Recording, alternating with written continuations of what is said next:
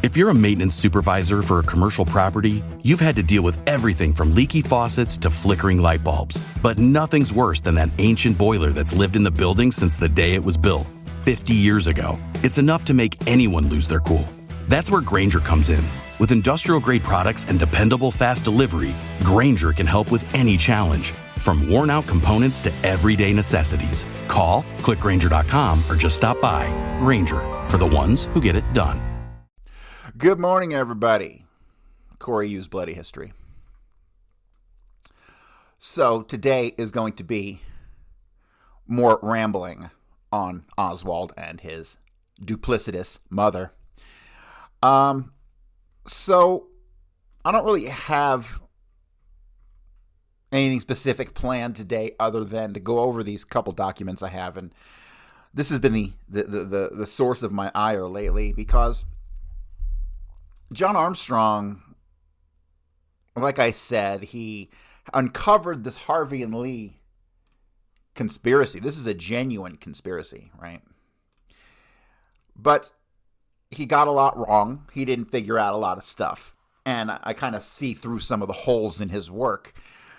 And so, in part of that, which I don't really understand, is that John Armstrong is the source of a lot of the root information I get. When I say root information, I mean he might mention something that occurred, and then I'll go and I'll pull the original references, right? So he's the root of the reference, but he's not the reference itself, right? So he's the one who tells me where to look, and then I go and look to verify. And we've run into a fucking major problem with that, and that is in New York, one of the most important alleged incidents cannot be verified, even though John Armstrong provided a reference. That reference cannot be verified. Now, I'm not the only one who can't find it. When you go digging into this aspect of Oswald's time in New York, as highlighted by John Armstrong, you'll find other people have looked into this also, and they couldn't find anything as well. So what do we have? We have a John Armstrong dead end, which is very unfortunate. Now, I do not believe John Armstrong has ever lied about anything in his research, but I have already proven that he's withheld information, right? He withheld the photograph of the real Marguerite Armstrong at 126 Exchange Place, which now we can question whether or not it's even 126 Exchange Place, right, during Carnival, allegedly 1954. So, and again, Armstrong was wrong about the woman allegedly at 126 Exchange Place with the 45-degree eyebrows, who he claimed was the Marguerite Oswald imposter, but he got that fucking dead wrong. He could not have been more wrong, and thanks to the only photograph that we have of Lillian Moret, we can say with 100% certainty that the woman that John Armstrong claimed to be the false Marguerite at 126 Exchange Place is not the false Marguerite.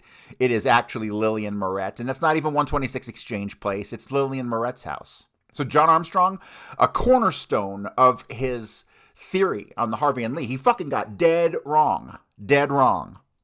And he kind of stuck to this conclusion till he died, which was just a couple years ago in 2021, actually.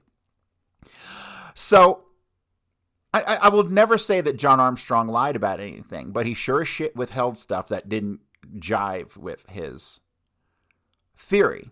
And it's unfortunate because his theory's correct, right? So I've already said this numerous times. Like, he got it right. He didn't need to flub any of the data. But unfortunately, he seems to have flubbed some of the fucking data, right? So I sure hope that the incident that we're about to talk about was not him flubbing data. And I hope his original reference did really exist at one time. Because if it did exist at one time, then here we go. We have even more proof of Harvey and Lee in two different places at the same time, right? Which is just a theme at this point. I mean, Armstrong is interesting because he kind of concludes different times. He points out the anomaly at 101 San Sabo, which was in like 47, 48, right? But he doesn't attribute the first incidents of a false Marguerite until New York, which was 1952-53. So I don't think he really got down the first incidents of where the Harvey and Lee operation really kind of started and took place. Because I can tell you that unless somebody is lying or mistaken, I have traced the first anomaly to 1945, which is 2 years before the CIA, right? So, and I've already talked about this, so sorry for being redundant, but I'm filling in the people who maybe are just catching up. So the incident down allegedly in Benbrook, Texas, which is really just all these little suburbs are just outside of the Dallas-Fort Worth area, right? Like just outside. Like they're not even like hundreds of miles away, just like 10 miles away, okay? So Benbrook, Texas, and the Benbrook Common School is allegedly where Oswald went to first grade. We have numerous problems with this. Robert Oswald, as well as John Pick, both attest to the fact that Lee, their mother, and Edwin Ekdahl drove in Marguerite's, like 1939 Dodge or whatever the fuck it was, drove to the Chamberlain Hunt Academy in Mississippi, dropped them off, and then proceeded to Boston, where they stayed until approximately February, when we have absolute proof of them being back down south, right? So what do we have here? We have contradictory records between the Benbrook Common School, where Oswald did really well that semester beginning September of 1945. And he's got a good attendance record and all that stuff. But yet we know that he in September drove up to Boston with Robert and John Pick and his mother and Edwin Ekdahl. So what does this imply? It implies one of a couple things. The actual start of Oswald down in Benbrook didn't occur till October. It wasn't actually September. It was the first week of October, which does leave a little bit of room for Marguerite to have sent him back, to have brought him back to Texas. Well, then we run into some problems, right? Because obviously, at that point in time, if you have Oswald going to school, let's just assume for a moment that it's Harvey Oswald, and he's going to school down in Benbrook, Texas, while Lee Oswald's up there with his mother, right? The problem is that's Texas, and that's not fucking Louisiana, and so would Lillian Moret still be the guardian of this child at that time while he's going to school in Texas, not in Louisiana? That's a question. Here's a hint. I don't know, but there's some evidence one way or the other that Lillian Moret lived in Texas at some point, because at some point there is either an issuance of her Social Security card or a Social Security claim in Texas. Okay, so is it possible that Lillian Moret had left Louisiana and gone to Texas with Harvey Oswald at some point? And I would say it's absolutely possible. And thank you very much to Diana Thomas for pointing out the possibility that Lillian had actually lived in Texas at some point and had been the caretaker of Harvey Oswald. So it appears, this is what we're looking at this point. A lot of the stuff that John Armstrong said about the false Marguerite at 126 Exchange Place, I have completely debunked. It's unfortunate because, it sucks when you have to prove wrong the work of people who you look up to, right? But unfortunately, John Armstrong got a lot wrong, okay? And his withholding of the photograph of Marguerite at allegedly 126 Exchange Place is not it doesn't look good for him, okay? But it appears as though we have 3 women involved in this deception now. It is clear the original Marguerite is in on this, obviously. Robert Oswald's in on this. John Pick does not seem to be in on this. He seems to have left. He left in 1950 at a time when probably neither of the kids knew about what was going on. And he dipped to the Marines and probably was not brought into the deception because his testimony is too damning. Testimony before the Warren Commission is too damning. So it appears as though we have Marguerite Oswald in on this. We have Lillian Moret in on this. And then we have the woman who's the false Marguerite. Now, God, I forget the guy's name, but the guy who wrote the book about Amenth Voitier being the false Marguerite. God, I can't recall what it is offhand. Not Missing Pieces or anything like that. If it comes to me, I'll let you know. But there was that book that was written about, and I can't even find a copy, and it was only written a couple of years ago. It's not on Amazon. I'll pay good money for a copy of this book if I can fucking remember what it was called. But it talks about basically his conclusion, as an extension of Armstrong's work, was that Amanthe Voitier is the false Marguerite, and that's related through the mother of Marguerite, Oswald. And that's a whole nother story. Well, the thing is, she was a nurse, right? That's why the implication was there that that Amanthe Voitier was the false Marguerite, because the false Marguerite all of a sudden is a fucking nurse. Just popped up out of nowhere and is a nurse with no training, no history of going to school, nothing. She's just all of a sudden a nurse after working in department stores her whole fucking life, right? So, but Amanthe Voitier was a nurse. And she appears to have census records going back from the fucking teens all the way to the 50s. 40 years of census records put her, 1219 St. Anne in New Orleans, which, finding some contradictory information, it seems to have been an isolation hospital, but it doesn't appear to have actually been an isolation hospital. It appears to have been the Ochsner Hospital.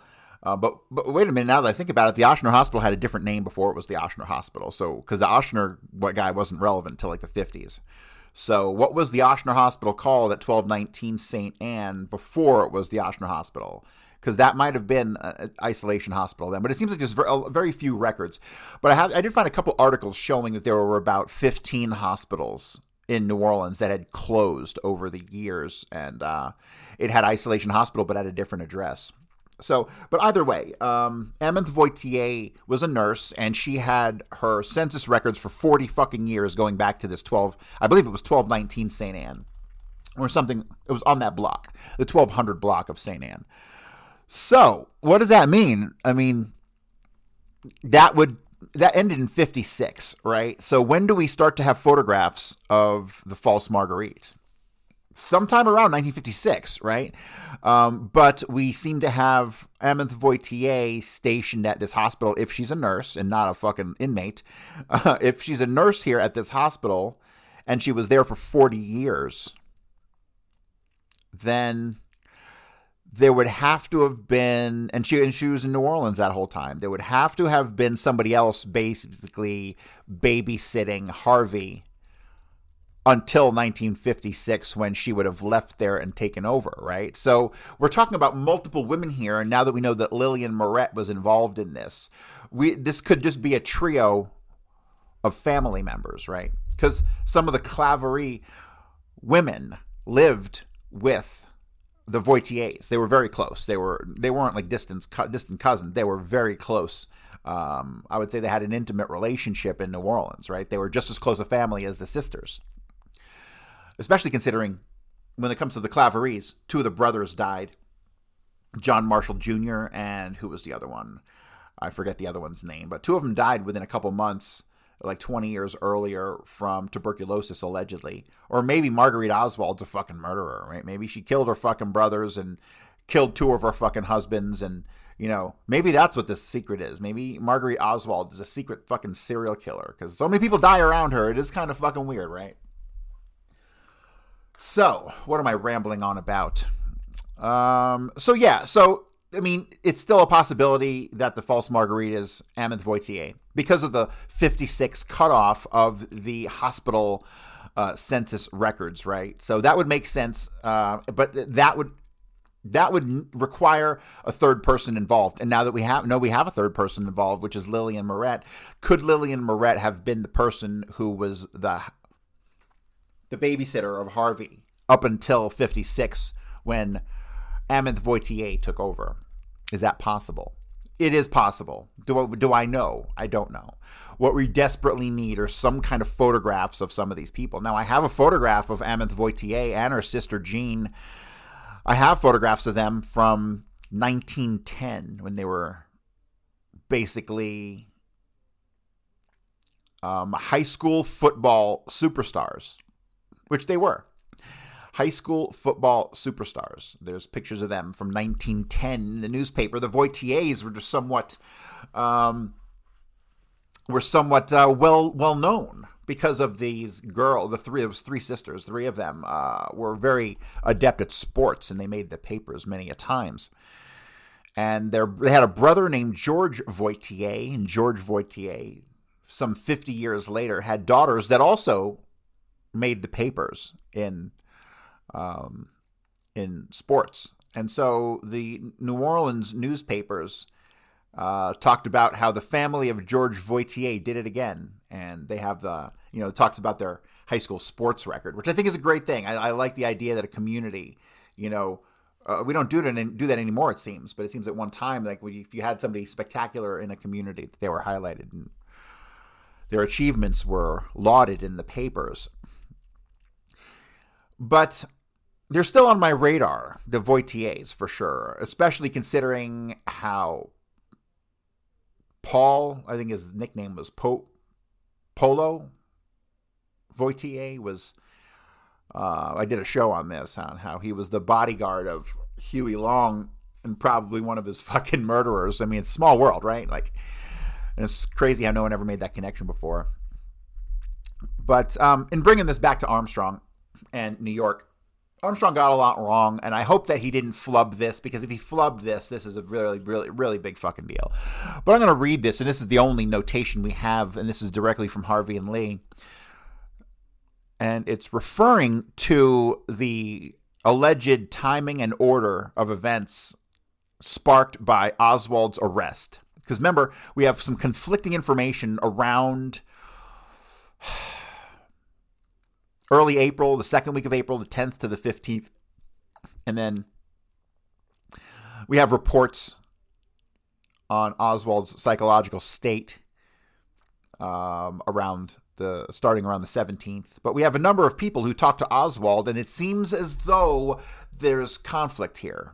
Not only in description of the boy, but in timing and a number of other factors.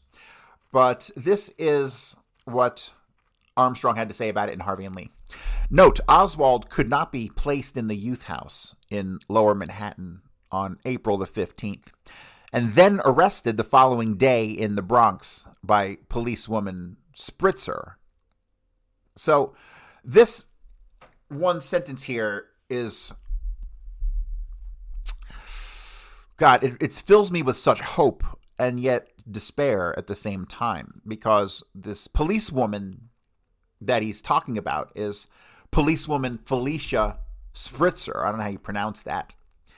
Let me take just a moment, and I should have pulled this up earlier.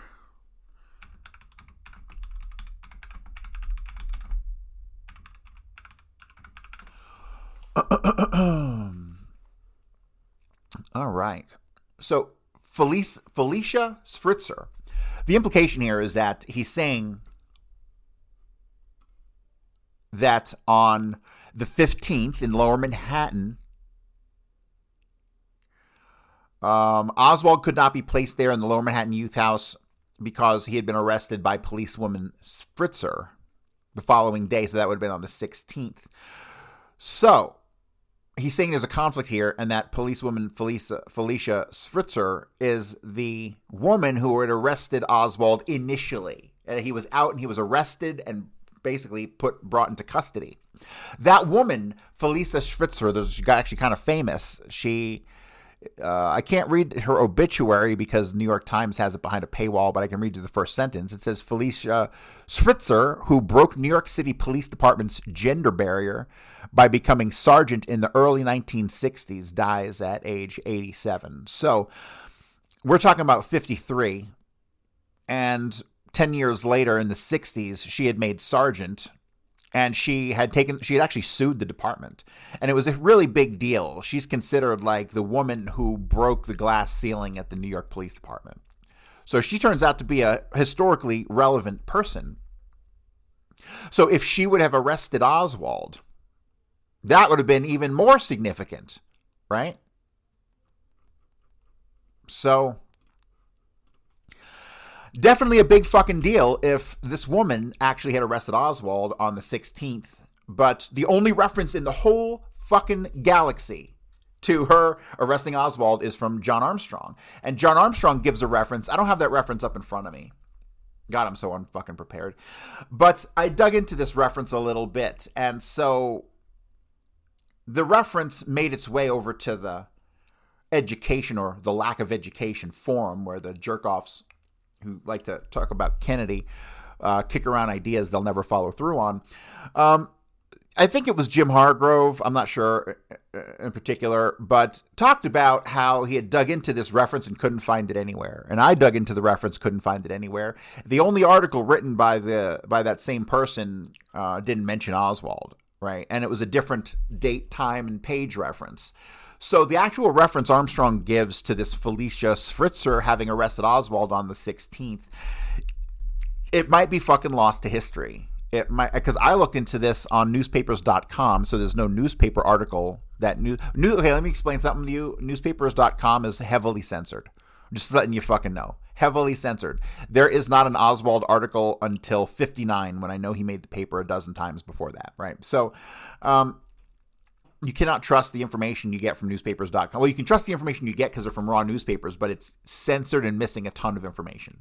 Ton of information.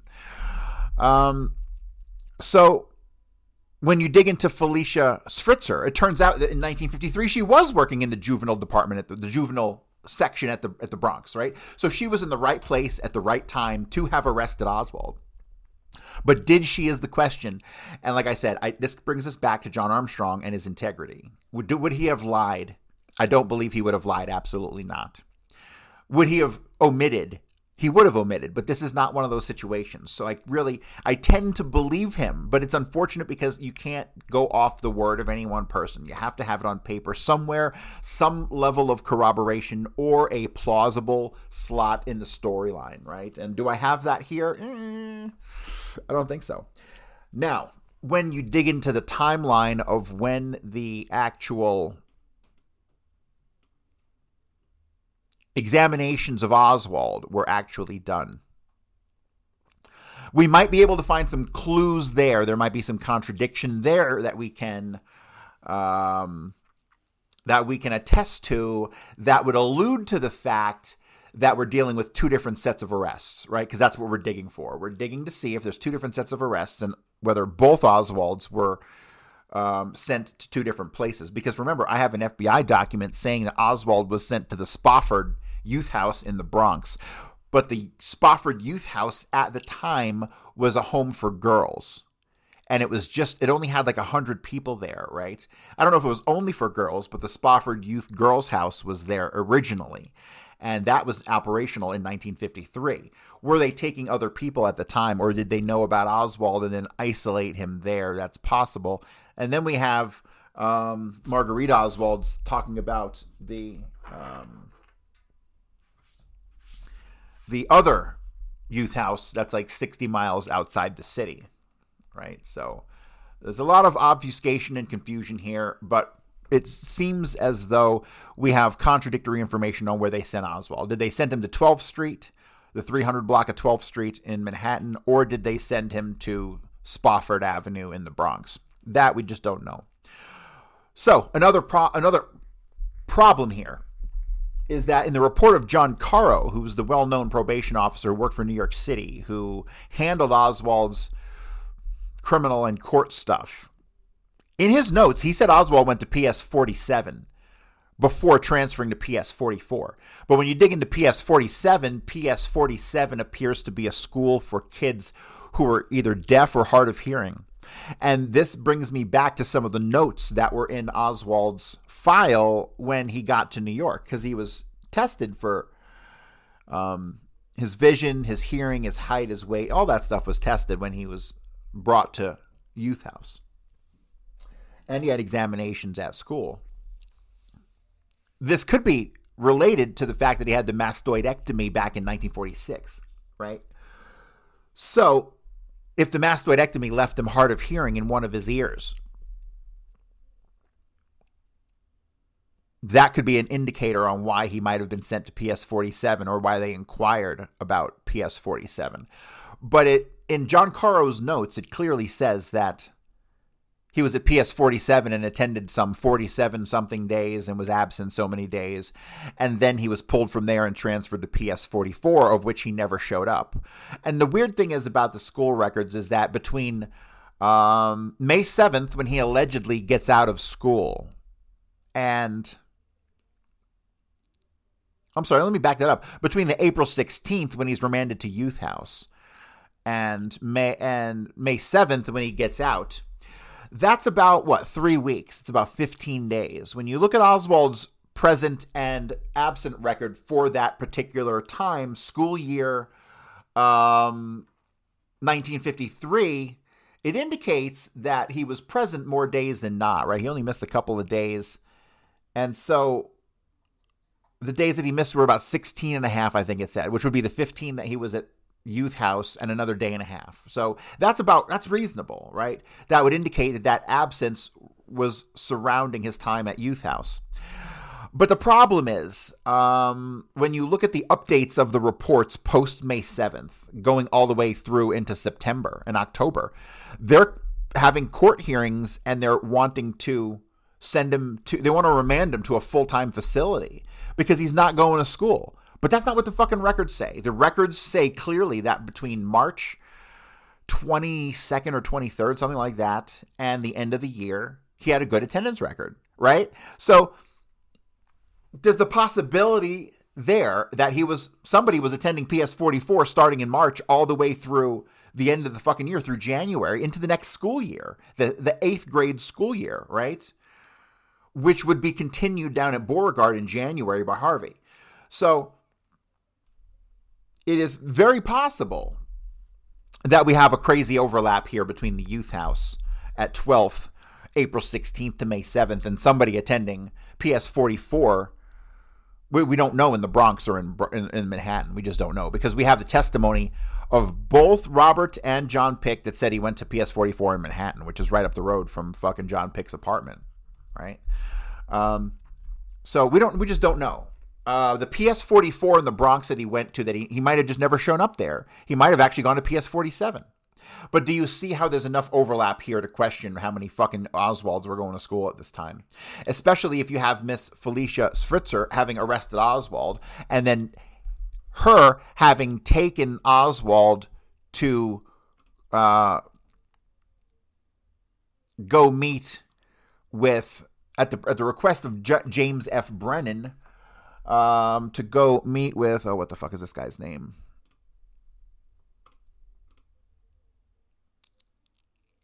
Irving Sokolow. So we have Irving Sokolow, who allegedly psychologically analyzed Oswald, and then we'll have Renatus Hartogs, and then we'll have, what's the fucking third guy's name? Milton Kurian, right? So we have 3 different people doing psychological evaluations of Oswald, but 2 of them are always grouped together. And Irvin Sokolow is often left out of the conversation, perhaps because he gave a very different description of Oswald than the other 2 psychologists. So that's the problem that I'm running into. So the relevant dates here, and this is another issue, we have Oswald's birth date is 10/19/39 on the paperwork involving Irving Sokolow. Case number 23979, child's name Oswald Lee Harvey, born 10/19/39, New Orleans, Louisiana. Address 825 East 179th Street. So this is while he's allegedly supposed to be at PS 117, right? So Oswald's schooling in New York allegedly went, well, this is where we have another contradiction we have to work out. Allegedly, he went to some parochial school, some Protestant parochial school in Manhattan, as per John Pick, which was right up the road from his apartment. But we also allegedly have Oswald enrolled at the Trinity Lutheran School in the Bronx at this time. And when they're at the Trinity Lutheran School, they're living at the 1400 Sheridan address. But they're living there. Everyone says it's a basement apartment, but it's not. It's apartment F on like the 2nd floor. So I don't know what the fuck that's about. But we have them living at the time of this petition, 825 East 179th Street, which is in the Bronx, which is when he was at PS 117, which he attended from, let me see here. He appears to have attended that school from October 1st, 52 to January 15th, 53, and that's when he was truant. Actually, that's when he was at 2 different schools there. And actually, no, before that, in September of 52, that's when he was at the Trinity. And then October 1st to January 15th, he was a PS 117. And it was after that they issued the warrant on March the 12th. They had planned to execute the warrant on March the 19th. But here's the thing. We have more contradictory information. We have alleged stories of Oswald being not only arrested, apparently numerous times, once at the Bronx Zoo, once in somewhere in Manhattan. Then we have a story from the housekeeper. Marguerite Oswald's broke, but she can afford a housekeeper to clean 3 rooms. That housekeeper, whose story kind of doesn't really check out too much, claimed that Oswald and Marguerite brought Oswald to that apartment and brought to New York so he can go visit and get treatment at some hospital. But that hospital, when you check it out, hadn't been built yet. So you have some interesting contradiction there. But she was the alleged housekeeper at this 825 East 179th Street address. From here, they will move one more time. But it appears as though the moving into the first Bronx address at Sheridan after leaving John Pick's apartment, that seems to have some weird contradiction with some of the testimony of Margaret Pick and her mother, who says that the Oswalds lived there for like a year, right? So, and that would kind of correspond with Oswald going to school in Manhattan, not in the Bronx, right? So what I'm starting to gather really from the contradictions that Armstrong started to point out but never really sorted accurately or thoroughly was that both of the Oswalds ended up in New York, one in the Bronx, the other in Manhattan. One ended up going to Trinity School while the other attended a Protestant parochial school in Manhattan, while the other one attended that Trinity School in the Bronx, right? So this is what I'm gathering. Harvey was in the Bronx. Lee was in Manhattan. Because remember, after the falling out between John Pick and Lee and his mother, he doesn't see his brother again for almost 10 years, till Thanksgiving 1962. Right? So John Pick never had any interaction with the false Marguerite or with Harvey Oswald or any of the stuff that was going on in the Bronx. Never. Not once. He took Lee out, and Harvey was the one in the Bronx, and Lee was down in Manhattan, who probably ended up at PS 44 right up the road in northern Manhattan, right? So it's starting to make sense, but in working out these details, I'm really genuinely going fucking crazy. I'm genuinely going nuts. Let's read through some of this petition here. So, nature of petition. This is, I believe, the Irvin Sokolow document. Delinquent child. Petitioner James F. Brennan at... Oh, what is this word? ENDANCE at Endance officer. Attendance officer. There's a missing T there. Here we go. Attendance officer, DO 24. I don't know if that's District Office 24. Respectfully alleges that on March 11th, 1953, and prior to, while residing at 825 East 179th Street, in that the petitioner, something that the respondent herein has been excessively absent from school as follows: 46 full days and 8 half days from October 1st, 1952 to January 15th, 1953. Yeah, that's PS 117. Further, the said child has refused to register at PS number 44 Bronx since January 15th, 1953, when moved to that school district, and that has not attended school since that time. Further, he is beyond the control of his mother insofar as school attendance is concerned. Court action, March 12th, 1953. Justice Delaney, Delany. Perhaps, I can't tell. It's a little faded here. Attendance officer, something Beach Street Center, I think it says something. Lee reported that it was reported that the boy refused to attend court. Was something to a warrant to be executed 3/19/53. 3/19/53 warrant to be executed. 4/16/53 court action. Justice Delaney presiding. Attendance officer Mr. Brennan of DO 24. Mrs. Oswald on leave. Can't read that. It's all faded. Something Lee hearing was held. His Honor made a finding of school truant. Something was remanded to youth house till 5/7, right? So this is the 4/16/53 and remanded to youth house till 5/7. So I don't have a date because I only have a clipping of this document, right? Actually, do I have the actual document in front of me? I might. What do we know? I do. So this document, does it have a date at the top? It does not have a date at the top. The most recent date on here. Okay, so this appears to have been written between April the 16th and May the 7th. All right, so this is what the fucking problem is. The problem is that when you go to Lee's attendance record, which I also do have right in front of me, when you go to Lee's attendance record for New York, what you will find is that between March 23rd, 1953 and September the 14th, what you have is PS 44, or so it says, days present 109, days absent 15. So 15 and a half. So the 15, that's the 15 that could have been around the youth house, right? But no, it couldn't be possible because the school started technically in January and he missed from January all the way to March. So it's impossible for this attendance record to have been legitimate. Okay? Because that would say he's starting in March, but he's not. He started in January. But then again, from September 14th through the end of that semester, around Christmas time, you have 62 days present and 3.5 days absent. So basically, between March 23rd and the end of the year, 1953, you've got around 171 days present and 19 days absent. That's a good fucking record. But what's the problem here, if you couldn't tell?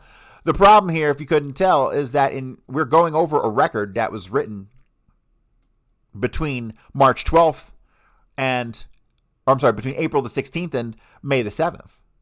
Okay? The problem is Lee's going to school this whole time. You see, this is another conflict. Lee is going to school where he has a good record, 170-something days present for the rest of the fucking year. But here we have these people writing articles that he's still not showing up for school. How is that possible? Not really that possible, is it? No, it's not at all. So let's continue to go over this record here.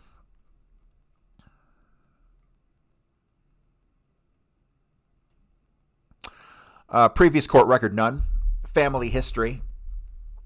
Family history was related to the probation officer by, I can't read this. What name is this? Why is this name? Begins with an X. I haven't seen a name that started with an X yet.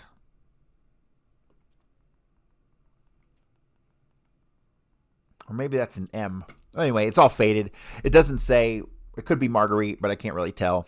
Somebody was interviewed on April the 21st of 1953. Mother Marguerite Oswald, nee Claverie, whom was something, who was born in New Orleans, Louisiana, where she obtained 1 year of high school. Mrs. Oswald is at present 40 years of age. Or 45 years of age, that's correct.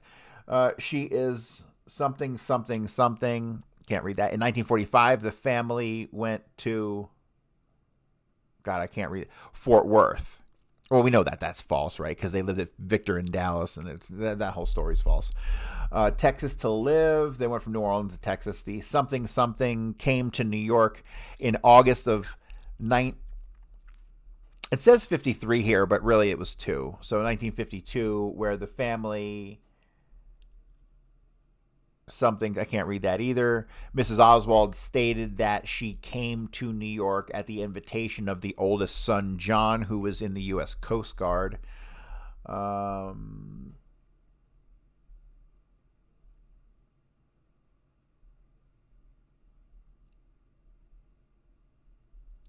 can't read this, but it said he's in the U.S. Coast Guard.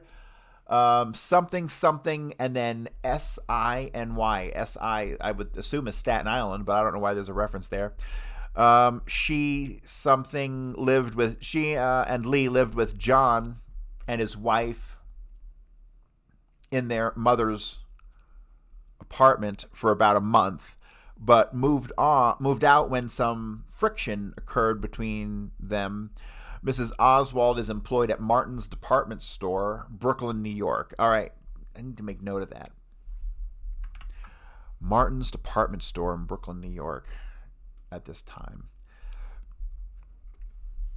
So the woman giving this information, this has to be Harvey and this has to be the false Marguerite because she's giving bad information. She gave a bad birth date of 10/19/39. Here she says the father of Oswald is Robert Lee Harvey, who died in 1939 of a heart attack. Mr. Harvey was born and raised in New Orleans, where he attained a high school education. He died at the age of 45. At the time, Mr. Harvey was an insurance salesman. The Oswalds were married on 7/19/29. That's also false. They were married in 33. So she gave the wrong name of the ex-husband, wrong name of when they were married. Out of this union, the first for each party were born 3 children, but that's false also. Or is it false? Maybe not. Maybe she was with Ed John Pick Jr. and fucking Robert Oswald at the exact same time. Could all 3 children be Robert Oswald's? Absolutely. John Pick's a short little fuck. Brown eyes. Just like his dad, right? If that's the case. But we don't know. We know that she was definitely a fucking whore and she screwed around on John Pick or Edward Pick with V.J. Knobloch, who was a car salesman, right? So who's to say she didn't mess around on John Pick or Ed Pick with Robert Oswald, right? Who's to say? She married Pick in 29, didn't she? Divorced in 33, but she had gotten with Oswald in 32, right after John Pick was born. But did she really? I don't know about any of that. I'm still dubious of the relationship with Robert Oswald because she had complained that Edwin Ekdahl was so much older than her, but so was Robert Oswald. Robert Oswald was just as old as Ekdahl was. So I don't know what the fuck's going on there. All right, so the Oswalds were married on 7/19/29. Out of this union came 3 children. John, 21 years of age, presently in the Coast Guard. John's married and has a child. They live in New York City. Robert, 19, presently in the U.S. Marines. Lee, 13, presently before the court. Mrs. Oswald described the relationship with her son Lee as a strained one. The boy is described as being no problem at home. Something, mother here has been no institutionalization, said there's been no institutionalization in the past. And moral standards, the moral standards at home are good. All members of the family are in good health. Home and neighborhood. Family resides in a residential apartment in the Bronx. The neighborhood is one of middle income. God, I can't read this. Looks like 2 words, the, and then something ly. I can't read that. The family have, oh, there we go. Family having something. Delinquency. Something in this is, I can't read that either. It's all faded. Sorry about this. This is the problem of dealing with fucking 60, 70-year-old documents. Home and neighborhood continued. Mrs. Oswald occupies a 3-room furnished apartment. One has 1 bedroom, a parlor, and a kitchen. Lee sleeps in the bedroom, and Mrs. Oswald sleeps in a studio couch in the living room. Probation officer was unable to visit the home due to the fact that Mrs. Oswald is employed and no arrangements could be made. But see, what I was talking about, the housekeeper earlier, she said that Lee had been picked up at home before and taken from home. So I don't know what's going on here. See, we have more contradiction in the record. School records, Lee is registered at PS 117, class 7-10. This is the school he last attended. Upon his arrival from Texas in September, the boy attended a Protestant parochial school, see? But is the Protestant parochial school, which was mentioned by Robert in his book as being in Manhattan, is that the Trinity Lutheran school? I don't know. I just don't know. I don't think so. Oh, here we go. The boy attended a Protestant parochial school and then transferred to PS 117 in the Bronx. Then it says at PS 47, the boy had an attendance of being absent 46 whole days and 2.5 days from October 152 to January 10th, 1953. Boy is transferred to at that time to PS 44. Okay, but he refuses to attend school. This is the fucking problem here. It's not PS 47. Why does it say PS 47? Why does John Caro, this is the second reference to PS 47. Second reference.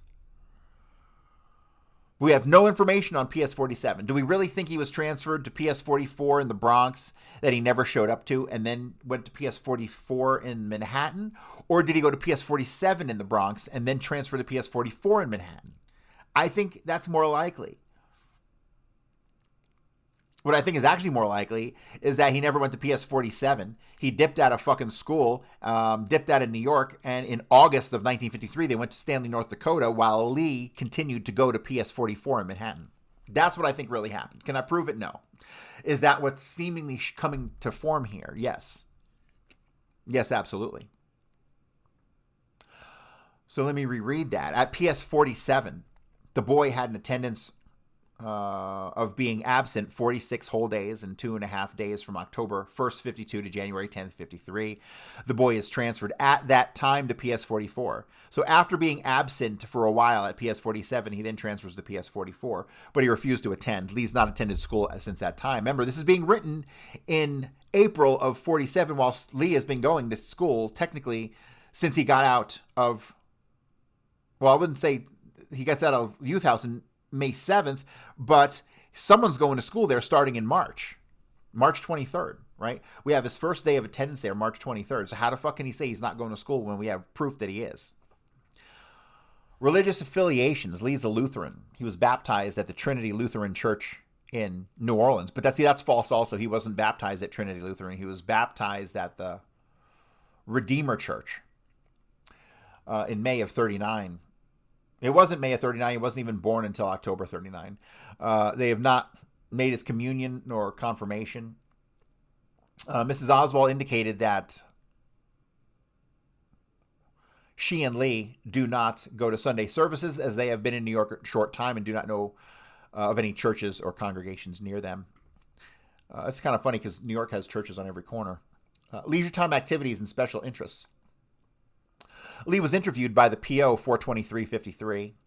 The boy indicated that he does not belong to any organized group or partaking in any organized activity. The boy has gone something, get up at 9 a.m., watches TV, reads magazines until 3 or 4 in the afternoon. He indicates that he did not have anybody, he did not show anybody, hence did not go out to play. He didn't know anybody, so he didn't go out to play.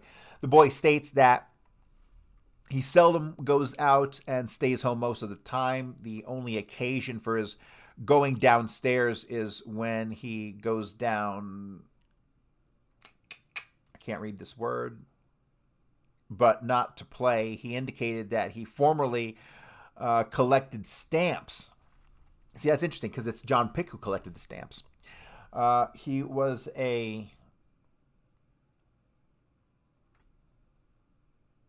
can't read this word. The boy states he used to have a hobby of modeling clay, collecting stamps, but he does not do so anymore. He is a football fan. He He likes horseback riding. When did Lee ever go horseback riding? The boy states, I like to be by myself and do things by myself. Mental and physical condition. Lee is a boy of average height and weight. The boy had a normal birth and the usual childhood illnesses, which consisted of measles, chickenpox, mumps, and the whooping cough. See, the weird thing is, when you go over Oswald's paperwork from the Bethlehem orphanage, it says John Oswald. Okay, number one, John Oswald, and that's underlined. And then it has those 4 illnesses listed. Measles, chickenpox, mumps, and whooping cough. For John Oswald. Okay? Not necessarily for fucking Lee. For John Oswald. And that's what it says on the Bethlehem paperwork. But we're not talking about Bethlehem paperwork. We're talking about the 1953 New York fucking court paperwork. And it's talking about Lee, not John. So what the fuck's going on here? How is it that these 4 fucking illnesses just so happen to match the paperwork for John Oswald and Lee Oswald? It's weird shit like that. That doesn't make sense to me. Boys of normal mental and physical development. Okay, so we have a guy here who's basically saying Lee's pretty normal. This will vary greatly from Renatus Hartog's report. It says he's a psychopath, right? Again, 2 different people. Child version and attitude. Lee, quiet boy, was interviewed by the PO. He's a boy of average height and weight. There was, can't read that word, something. He was friendly, though withdrawn to himself. During the interview, the boy's expression was one of indifference. He had more or less a blank expression registered. Little enthusiasm nor emotion. He requested when questioned, he generally answers affirmatively by saying, I guess so. He tried to he tried to give an impression of unconcerned as to what had taken place. The boy admitted the allegations of the petition. When he mentioned rewarding his stay out of school, the boy stated, when he mentioned rewarding his stay out of school, that doesn't make any sense. The boy stated something, so I'll take it. It takes too much of my time. I could be doing other things like playing or looking at magazines. And he further indicated, I don't like to go to school. It's too hard for me. I'm not able to do the work. Lee told the PO he did not like the teachers, the school, nor the children in school. He stated, I like myself, whom the PO inquired as to his relationship with his mother. The boy stated, well, I've got to live with her. I guess I love her. The boy told the PO that he had too much difficulty maintaining friends, and hence he likes to be by himself. He indicated that he had more fun being alone. The PO observed that the boy is somewhat, I can't read any of that, he's a little too immature, and he has little capacity for comprehension. The child's attitude continued. Lee indicated that he would like to go into the service when he is 18. He told the PO that he has brothers in the service and that he does not miss them. The boy states that he liked school in Texas, but as he got older, he found that he had other he had other interests and wanted to do other things. The boy would not enumerate on the other things, and he had no excuses. It looks like excuses, and he had a lot of things questioned him in life and what he wanted to do. The boy replied, I want to let me go home and be by myself. The PO inquired of Lee as to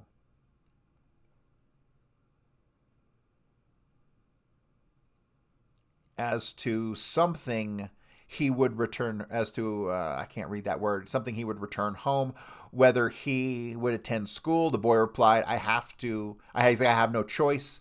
I have to go to school here. Between going to school or an institution, I'd rather go to the school. Okay, I go to school here. Lee stated that while he liked Youth House, he missed the freedom of doing what he wanted. He inquired something he did. Oh, he stated he did not miss his mother. The PO discusses living in New York with Lee. Lee indicated that he thought New York was all right to live, and he indicated that it was something to him as to where he would live. Pio noticed that this boy seemed to have no drive, no something. Lee seems to be content with merely just living. In our discourse with the boy, nothing seemed to register with him. Parental version and attitude. Mrs. Oswald was interviewed by the PO on this date. Mrs. Oswald impressed the PO as something as a well-meaning woman. She's middle-aged, good educated in background. It is Mrs. Oswald's belief that the boy's difficulty, given from the fact that he has not been able to meet the changes in this environment. She describes him as always being a loner. He would generally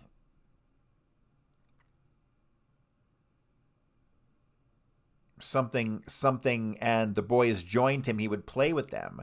At school, he was captain of the baseball team. Really? In Texas, she states, that's got to be a lie. The family had a home with a yard and a dog, and the boy would get along with him. Here in New York, the family occupy an apartment, and there is nothing for the boy to do.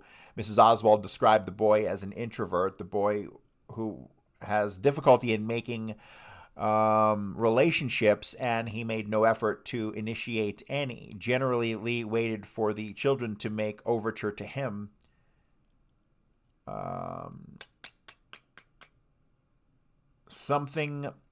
Though the boy's a school attendance, the mother states that he was absent in average student. He was an average student in school.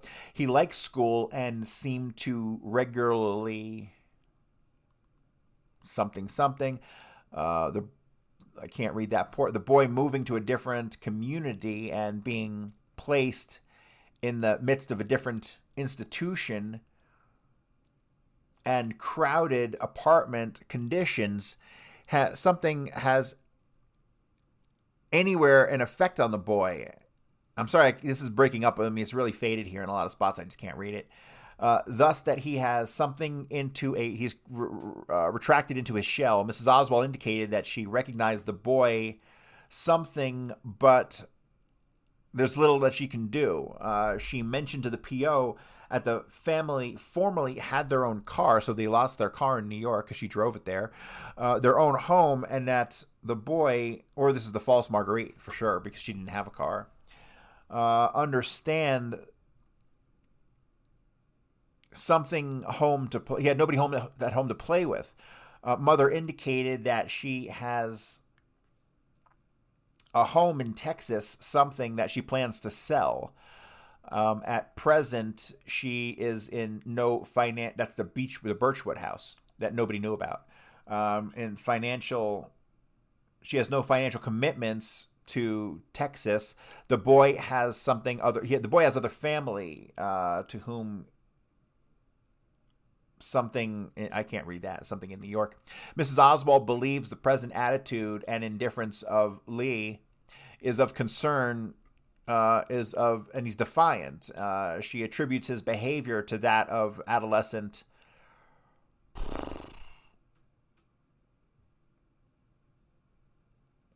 something or growing up pains.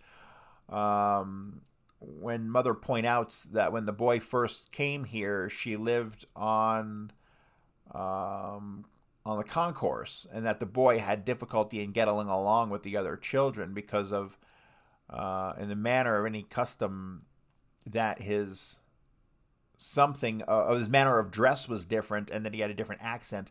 The boy at the time dressed differently, and he wore jeans.